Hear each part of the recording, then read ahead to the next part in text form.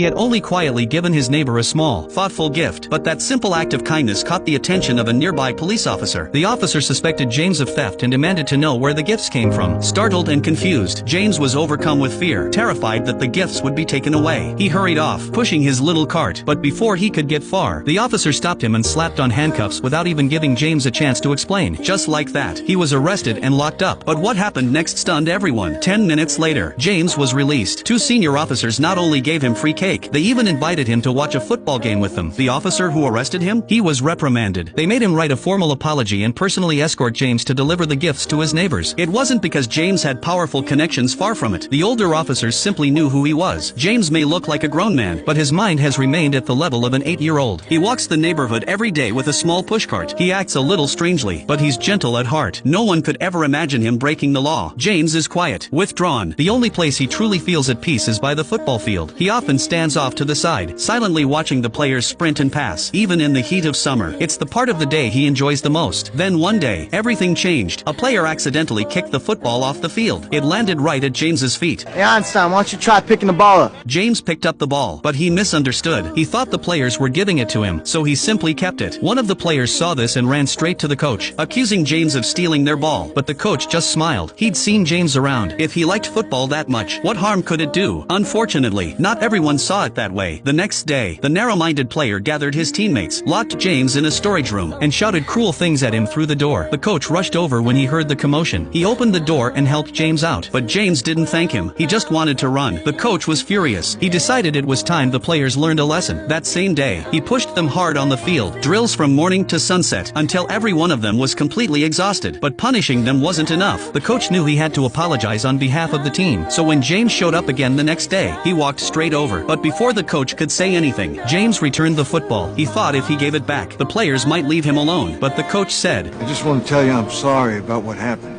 I thought you needed to hear that from someone."